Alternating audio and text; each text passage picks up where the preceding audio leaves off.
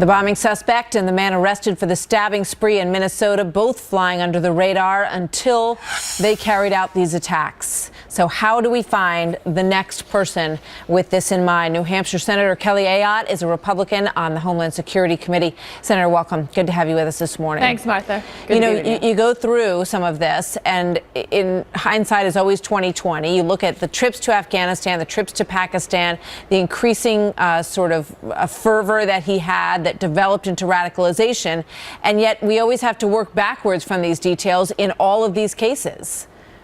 I would agree, but, as I see the trips to Afghanistan and Pakistan, the question becomes, why wasn't that more thoroughly looked at?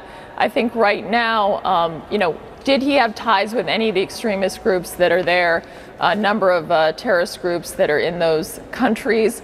And did anyone there help give him the leadway in terms of telling him how to make explosives? So that has to be gotten to the bottom of right away. But also, why wasn't there more thorough questioning at the time with his trips? And obviously the situation with his wife has to be fully pursued to understand what she knows, and also why she suddenly left the country, which leads me to believe that she did know that he was going to undertake these attacks. Yeah, I mean, right after this happened, she flew out of the country, and she's now being detained in the United Arab Emirates, I believe. Is that your understanding?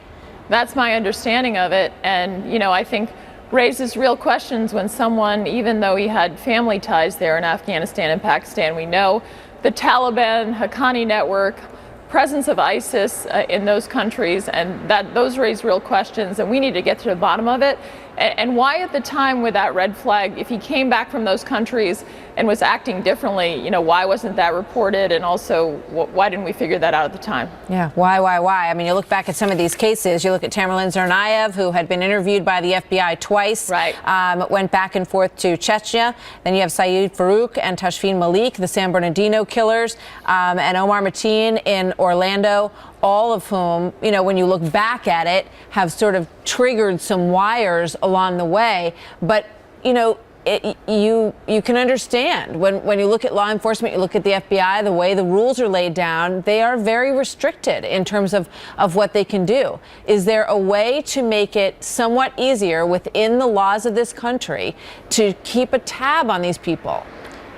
Well, one thing we should do is make sure the FBI has the tools it needs. Right now, they can't get electronic records that you can get for bank records, you can get for phone records, and we should allow them to do that. I could do that in a criminal prosecution case. That's not a content of email.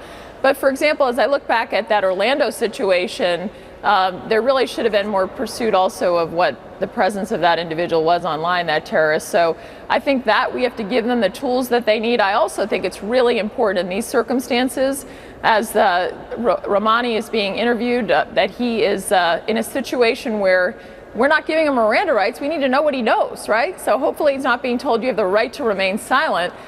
We are getting everything he knows to understand who did he have contact with in Afghanistan and Pakistan. Is there anyone else that has helped him here in the United States? And is there any other plots that we need to know about? Well, how can he not be read the Miranda rights? I mean, there's that either he's an enemy combatant or he's not. I know Lindsey Graham thinks he should be treated as such, but doesn't, according to Judge Napolitano, there's no legal grounds to do that at all. Well, here's the situation. How he's tried is a separate question, but we have an intelligence responsibility here, separate from prosecuting him. We already learned that they may have his DNA evidence on some of the bomb materials, so you can prove a case against him like that. What we need to know is have a separate intelligence interview right now to know, are there any other plots, anyone else he's involved in? How about what happened in Pakistan and Afghanistan? That's critical, and I think that piece has to be addressed in this case. It's a great point.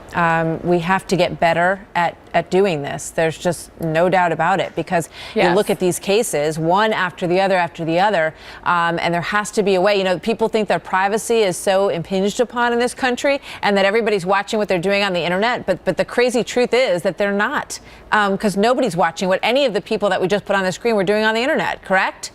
Well, that's true, and that obviously we need to make sure that our law enforcement have the tools that they need to go after the terrorists, and that's got to be clear. And I also think we need to make sure that that both the federal continues to communicate down the line, because it's the local law enforcement. They need to know what's going on too, because they're the most likely to encounter these individuals on the first instance. They absolutely are, and they're the ones that know when they've been trouble in the past with the law. And there's, again, I feel like we've been talking about the information sharing game since September 11th. Senator Ayotte, thank you very much. Good to see you as always.